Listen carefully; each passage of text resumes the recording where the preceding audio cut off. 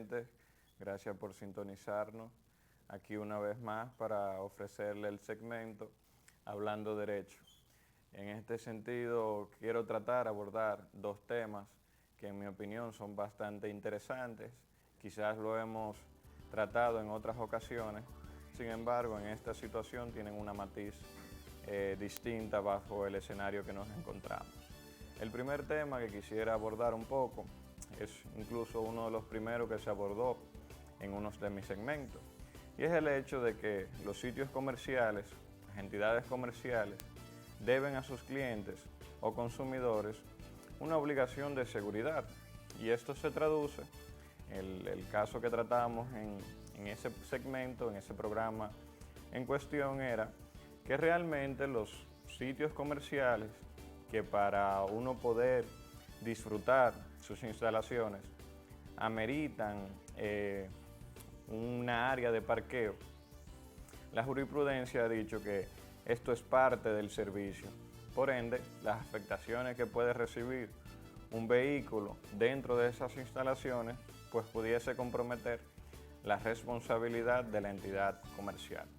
Sin embargo, esta obligación de seguridad no es más que garantizar el buen uso de las instalaciones y un disfrute pleno, de modo que la integridad física o de alguna extensión del individuo, del cliente, no se vea afectada. Esta obligación tiene una particularidad, y es que se trata de un asunto de resultado. ¿Qué significa que sea de resultado?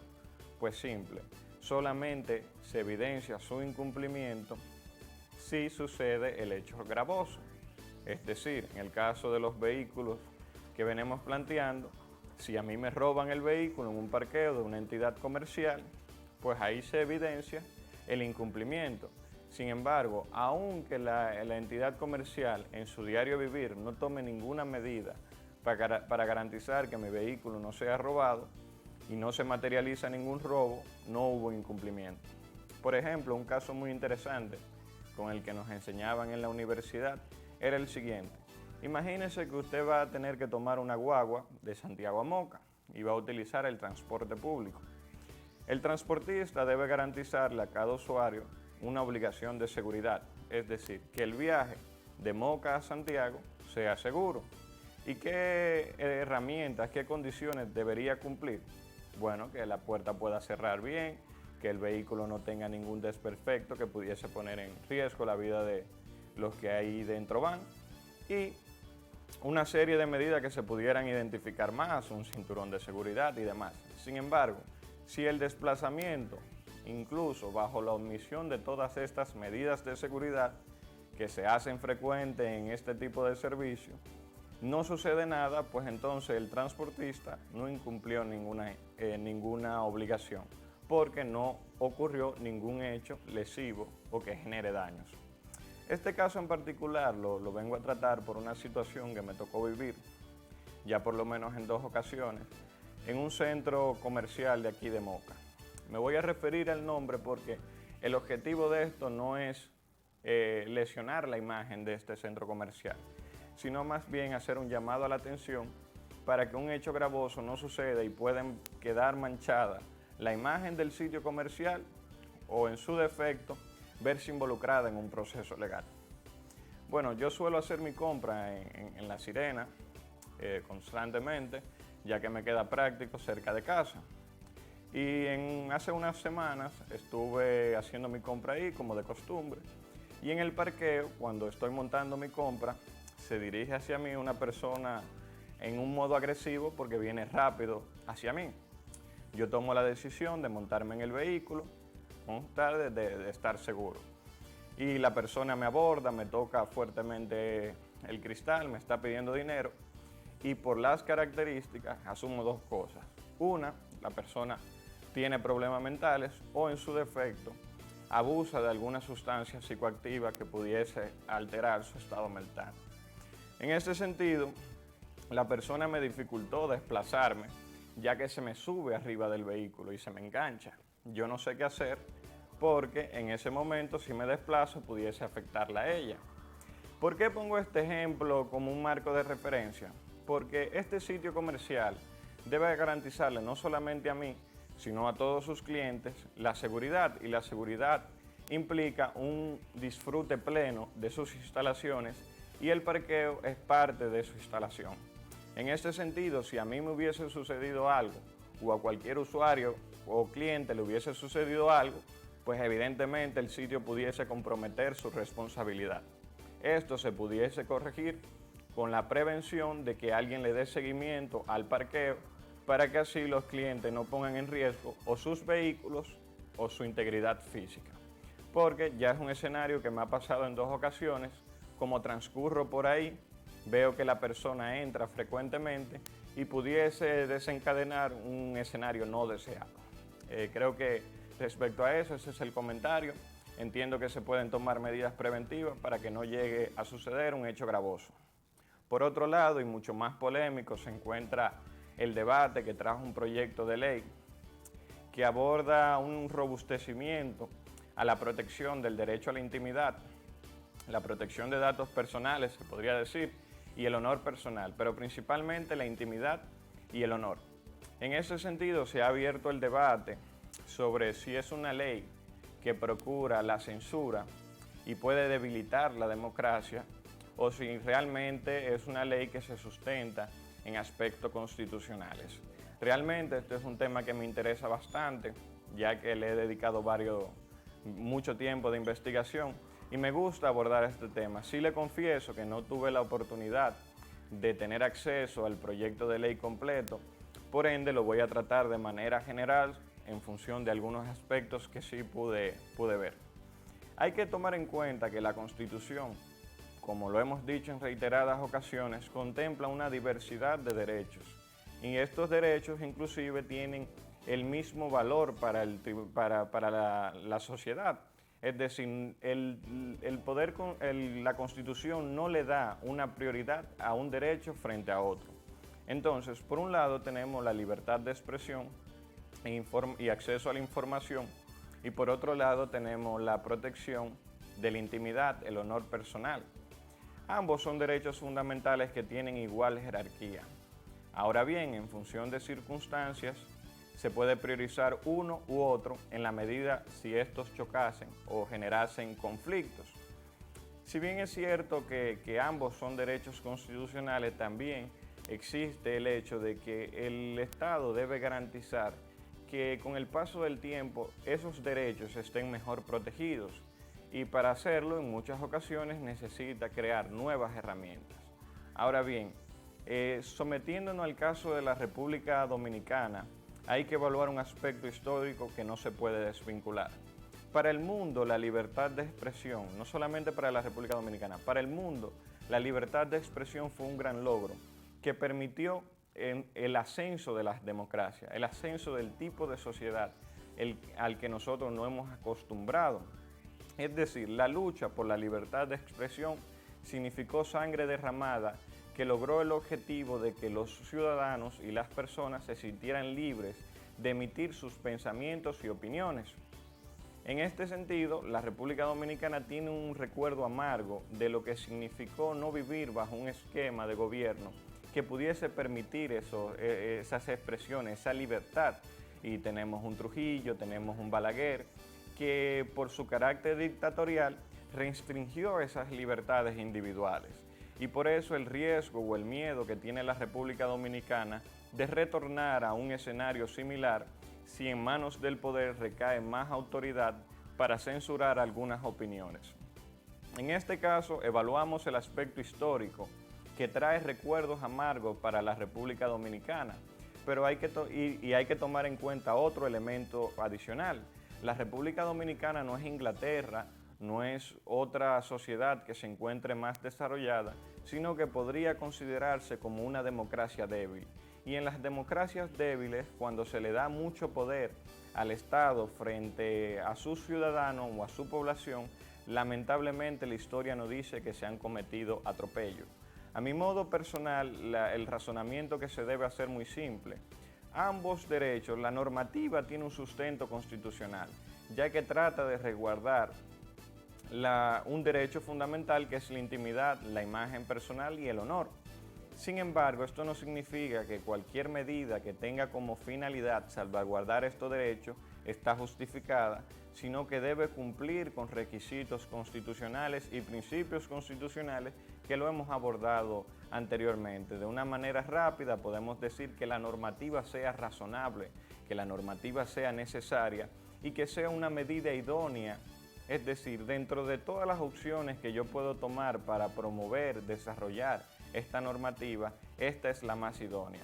En este sentido, lo que he podido ver respecto al proyecto de ley es que en algunos aspectos establece ambigüedad, lo cual le va a poner una carga demasiada marcada a los jueces a nivel de interpretación.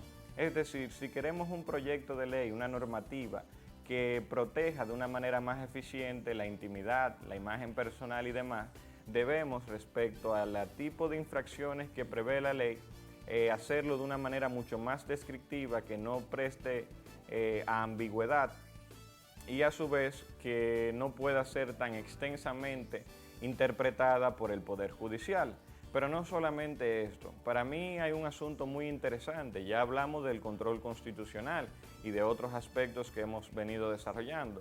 Sin embargo, ¿cuál es el criterio internacional respecto cuando estos derechos chocan, es decir, la libertad de expresión y el derecho a la intimidad o a la imagen personal? Se dan dos escenarios. Distinto es cuando yo me veo sometido a publicaciones que pudiesen afectar mi imagen sobre cualquier cosa que se pueda decir de mí. Yo no soy una persona que en principio, salvo a casos excepcionales, pueda tener un interés público.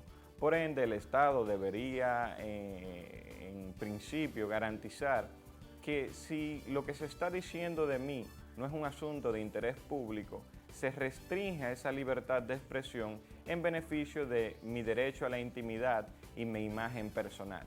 Sin embargo, parecería ser que la ley no solamente prevé situaciones para el ciudadano convencional, sino que también prevé prerrogativas para las personalidades que ocupan cargos directivos.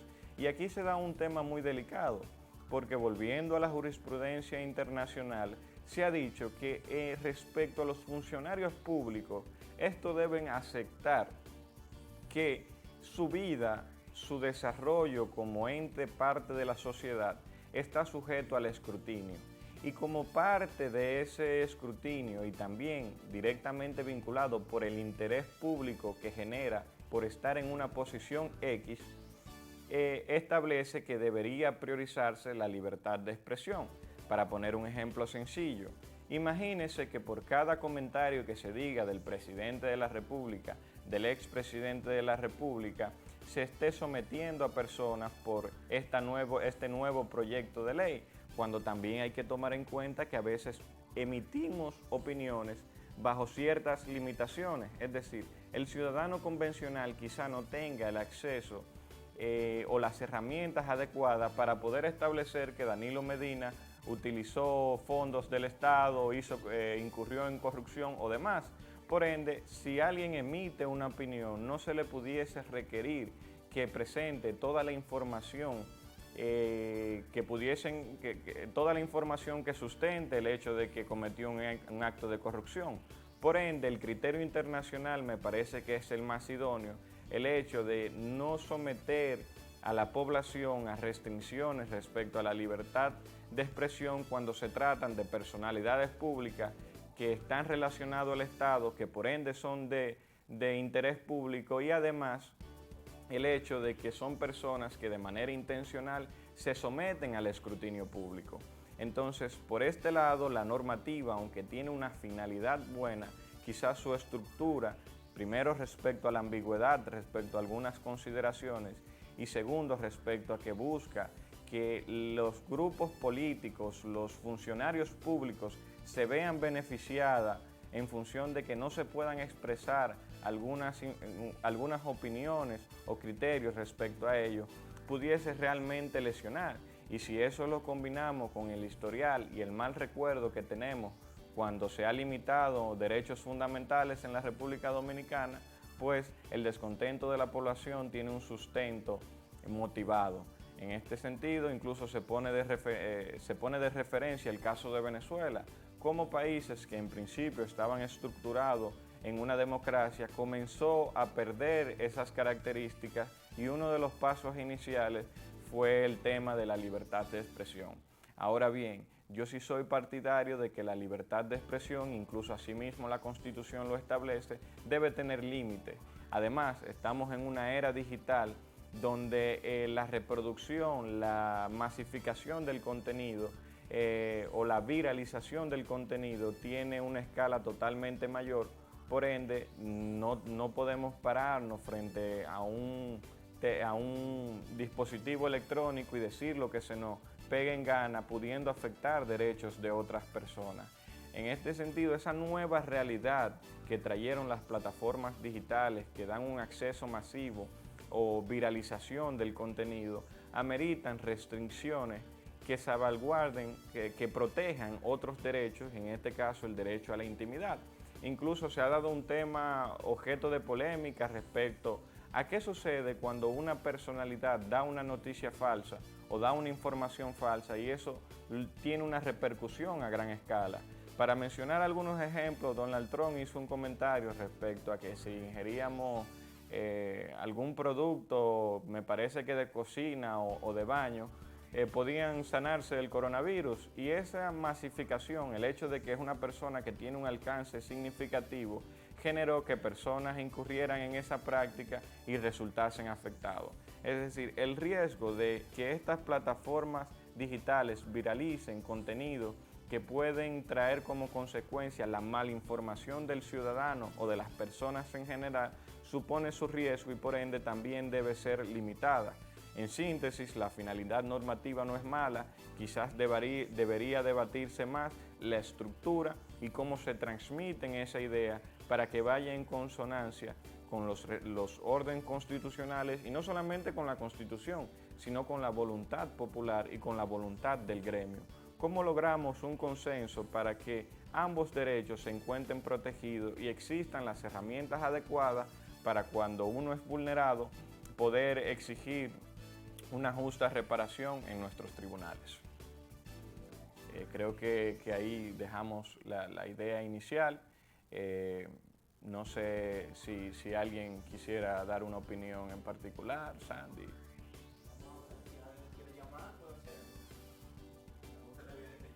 Si algún televidente quiere dar una llamadita, hacer una opinión, alguna pregunta respecto al tema, pues estaremos abiertos a responder sus inquietudes.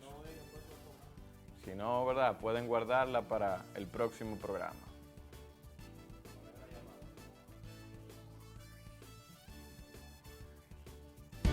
Más informativo y dinámico, sin perder el tiempo, al compás del mundo.